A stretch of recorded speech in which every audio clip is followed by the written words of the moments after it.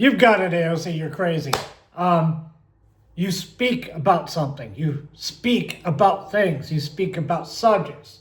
A talk is something you give. You give somebody a talk. You show up at a university to give a talk. Okay? You have a degree. You have a degree in economics, so you should be able to speak proper English at this level of conversation, first of all. I see you're in my AO over here, University of Chicago Institute of Politics, which is right down the road from me. I'm up here in Wisconsin. And that's, oddly enough, that's Milton Friedman's old alma mater, where he used to teach and everything. And you're giving the speech about the revolution, the American Revolution. As a descendant of a revolutionary, I would like to remind you that no, indeed, the revolution has nothing to do with billionaires. It has nothing to do with taxation. The revolution was actually caused by the British Crown trying to force the colonials to pay for redcoats to be present within the colonies to provide defense against outside raiders, whether they be French or Native American or Puerto Rican.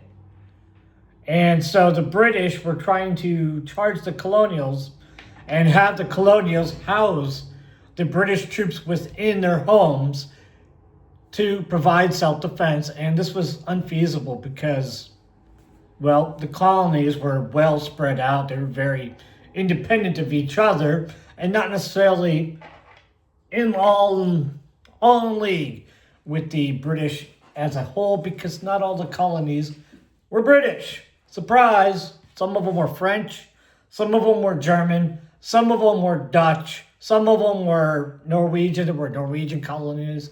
There were Jewish colonies that were not necessarily under the British Crown. There were all kinds of colonies here. It was not just the British. The reason why the revolution occurred is because the British came into their area and decided to force it because they had a large holding of colonies here. They tried to enforce their rule upon everyone, even the French and Dutch. They tried forcing the rules upon everyone. And, well, the colonies weren't having it. They just, for obvious reasons, were kind of opposed to the fact that the British had any kind of authority over them at all. Rightly so, because you're like 4,000 miles away or whatever.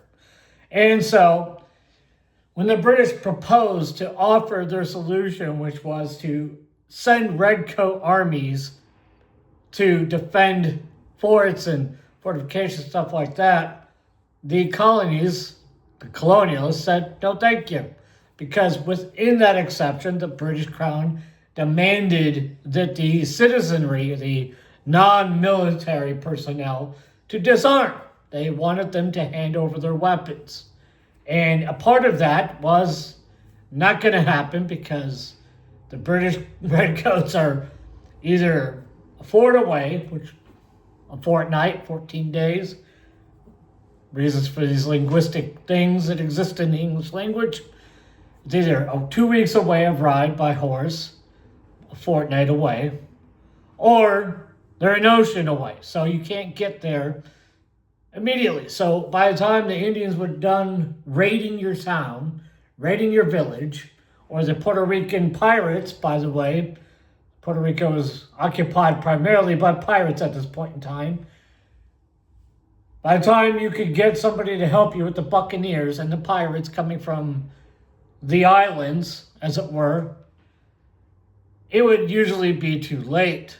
So colonials, being the absolute Chad-moggering geniuses they are and were, said no. They said no, thank you. It came to the point where this man's a legend. This man stood in front of the entire British Army, and they told him to get out of the road because they came along and they were trying to disarm everybody. And this man technically fired the first shot of the revolution, said no, thank you, and he fired at them with both his weapons, and they proceeded to shoot him and beat him. And he survived. He's a legend. There's some There's a fat electrician guy around here, one of these video guys around here, wherever the YouTube video stuff is around here. You can go search it up there to find out where it's at. But there's a video made by that guy who actually told the story of it. There's several stories about this man because he's technically the first American, the first true American.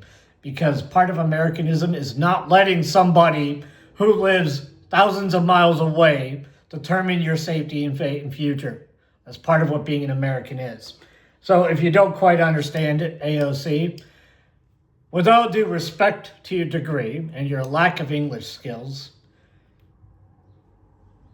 no. The answer is no.